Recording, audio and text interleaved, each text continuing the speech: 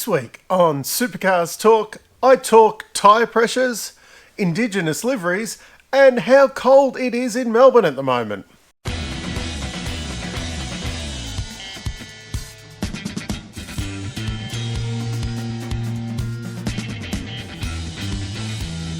As you may have noticed by my attire, it is absolutely freezing in Melbourne at the moment, and I think I need to put an open fire or something in the shed for nights like this. But there was some racing over the weekend. Before I get into that though, the news, there was two special liveries. Actually, there was three special liveries over the weekend. We'd already covered off the Pizza Hut Todd Hazelwood one last week. Didn't see much of it on track. Saw more of it on a flatbed actually over the weekend. Did look alright though. The other two were, of course, the Triple 8 and DJR Indigenous liveries for the round. The DJR one looked really good. The Red Bull one, did you even notice that they changed anything really when it was on track? DJR, really good job. Usual complaints from people because DJR finally did do a bit of a livery change. So we got all the complaints on social media about how they never changed their livery. It's like, well, there it is. They changed it. So yeah, you're complaining that they never change it, but they did. And then all the complaints about the Red Bull one about, oh, well, is that all Red Bull lets them change? And, it's stupid just doing the roof. You won't even notice it when it's on track. We didn't notice it when it was on track. And, yeah, Red Bull pays them a lot of money. All the usual crap. And then, of course, there was the band that then were complaining that Tickford didn't do anything about changing liveries. Okay, so even if they had plans for it, they had to go in quarantine for 2 weeks before they could race on the weekend, which thank you to all the Victorian teams that did that, because after last year and that's a big ask. I know I wouldn't want to be away from my family for that kind of period of time for what is, granted, it would be a pretty cool job, but it is essentially work. Sorry to all the people at my work who watch, or probably one of you. Yeah, I probably wouldn't want to go in quarantine with you guys for 2 weeks just to do some work. So Tickford didn't do a livery change. It's not the end of the world, people. The actual big news this week, though, it's a toss-up between Chaz's multi-year extension with Walkinshaw Andretti United. He's just going from strength to strength there. The start of last year was a little bit, and then they were getting better. This year they are coming on strong, and all the people who, bagged his decision at the start, starting to look a little bit silly. They're coming on, and he's looking stronger than really any of the Tickford cars at the moment. Waters isn't looking as strong as Chaz, so you could say he is in a better place. The other big news for the week, Tickford got their fourth racing entitlements contract for next year and confirmed Thomas Randle in that fourth car.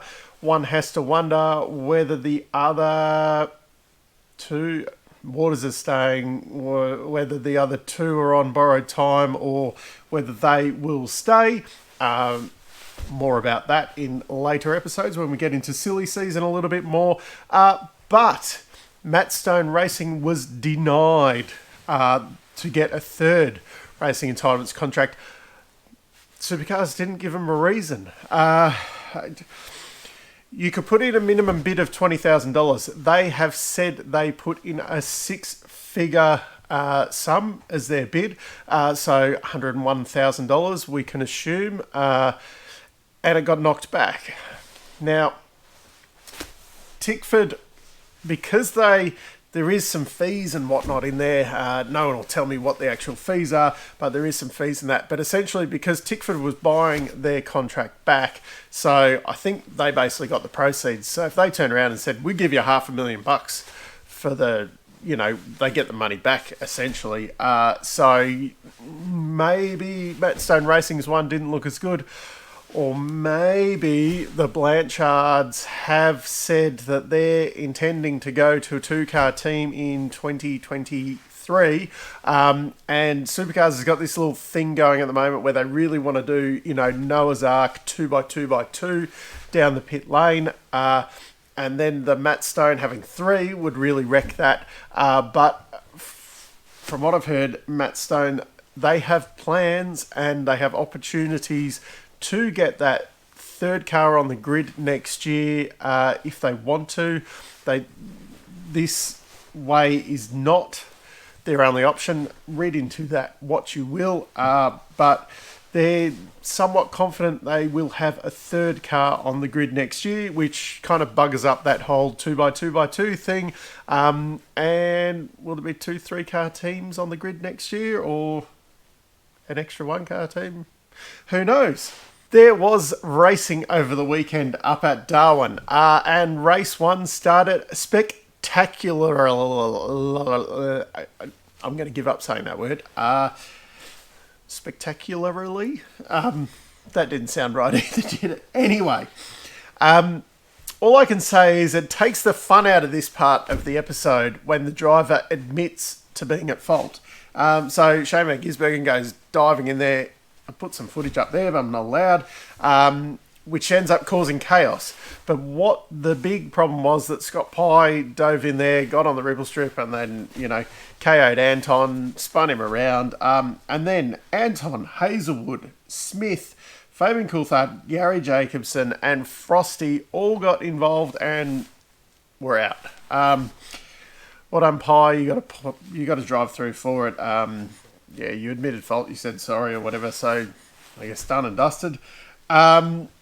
Little bit of poetic justice later on in the race. Shane Van Gisbergen had a stuck wheel nut during the pit stop, so he went from, cruising to a victory to the back, which opened up the doors for Chaz to get another win. The other little issues during this race, the Courtney and Brody Kostecki, a little bit of a, was Courtney up far enough? And then Brody getting the 5-second penalty because he got, punted off and then blazed across. This is a hard one because if it's not your fault that you've been punted off, should you then end up behind? It's a 50-50 move. I think, if I had to blame someone, it would be Courtney. And, of course, Courtney comes out and says, no, it was fine. Of course he's going to say it's fine, Did we really need a story about that? And the Nick Percat tyre pressure thing. Okay, so all of the Nick Percat haters out there are going to say, hey, he should be disqualified. They're illegal kind of thing. They never actually raced on tyres that were under pressured. They were the ones who said, I think we got a problem on the grid. Can we swap them over and that? And then they actually pressured the ones that they put on the car higher than what they would have normally because of the issue. I think the issue was more that then when they went and investigated the tyres afterwards, they found that there wasn't actually like a leaking valve or a puncture or anything in the tyres. They probably just set them a little bit too low. So that probably was their fault. But, they've admitted before they've actually raced, they have swapped it out. Yeah. To me, probably more a little bit of a storm in a teacup rather than, an actual big problem that we should be stressing about. Sunday morning, the nowhere man from Saturday, Will Davison, went out and took 2 pole positions. Unfortunately, unfortunately for him, he didn't convert them into wins. But it was good to see, DJR did take the 3 poles over the weekend. They have been criticised about their driver choice a bit. Everything seems to be flowing on there, and we're getting to see them back in the championship battle a bit more. Not too much more to say about the racing. In race 2, there was one hell of a pass by Whincup. I thought I'd better, last week apparently I bashed Triple Eight too much. I had a bit of, kickback. So there, thumbs up. Whincup, that was a great pass on Chaz Mostert. Typical kind of Whincup dive bomb, run you out to the edge of the track and that. Funnily enough, that's what he was complaining about what Scott Pye did to him at the start of the race. Race 3, another great start from Shane van Gisbergen, and that was a race done and dusted pretty much. Anton, you stalled in the pits, run off at turn 1 while you're trying to pass Frosty. You let Randle get past, like, how good was that pass by Randle? But, should Randle be passing you? I'm not sure if, the qualifying speed and that's there, but there's just too many mistakes. I know it's his first season in the front line, but it's not like it's his first season. It's not like he only had 1 year at Erebus. To me, there's a little bit too much polishing needed there. If you look back, granted, I think Scott spent an extra year with Gary Rogers to what Anton spent with Erebus before kind of being thrust into that, top team. But Scotty had a few errors in that first year at DJR, but maybe I'm asking too much of Anton, but there just seems to be a little bit too many errors going on there for my liking. I can read the results for both races at the same time. Shane van Gisbergen won both. Will Davison was second in both. Jamie Whincup was third in both. Chaz Mostert was fourth in both. And then there was some other guys down there. My little surprise of the weekend, Will Brown. He was in the top 10 every race. He wasn't, his best result was fifth. But I thought after seeing how much they struggled last year, I thought the Erebus rookies were going to struggle a lot more. Will Brown is in the top 10 of the championship. I think Brody is in 11th. Speaking of the championship points, Shane van Gisbergen, of course, is still leading. Jamie Whincup is second. Chaz Mostert is third, not far off Jamie. One bad Shane van Gisbergen round, and all of a sudden the tides turn on that. Will Davison 274 back, starting to get a bit far. Cam Waters 297 back. Sixth position, Mark Winterbottom 500 points back. So really, anyone behind there is just done and dusted. Believe it or not, next back is Nick Percat, Anton De Pasquale, and James Courtney. So it's when you think, I just was saying, Anton's year's been really disappointing in my eyes, and he's 8th in the championship. So some of the other people, So that leads me to what happened to Kelly Grove Racing over the weekend? They looked really good at Tailem Bend, and then, Jaime looked really good at Tailem Bend. They were just nowhere. Dave Reynolds is taking a little bit of time to find his feet there. There's a glimmer at Sandown and hasn't kind of shown that much. They just, they started off the back of the grid, I think it was, in one of those. It's just ridiculous. A couple other little thoughts for the weekend. Does Chaz need a better teammate? Bryce, this is your second year. Your teammates, right up the front all the time. You're not really... Should Walkinshaw be looking, maybe say like a Nick Percat or someone like that to step into? As far as I know, Bryce does have a contract with them for next year, but that's a difficult one, or maybe all the resources are going to Chaz's car. I thought Scaife was actually better this weekend without Neil Crompton there. Chad and Garth did a pretty good job. There was, you could tell that they were new kids on the block to that commentating. Overall, I was pretty happy with it, but I actually found Scaife less annoying because I think it took some of that kind of where he tries to do the blokey kind of banter with Neil Crompton that never kind of comes off right. So that was actually positive without having Neil there. I still prefer Neil to Scaife, but yeah, Scaife, better job this weekend. Super soft. Was it the super soft? It really didn't. There was no degradation.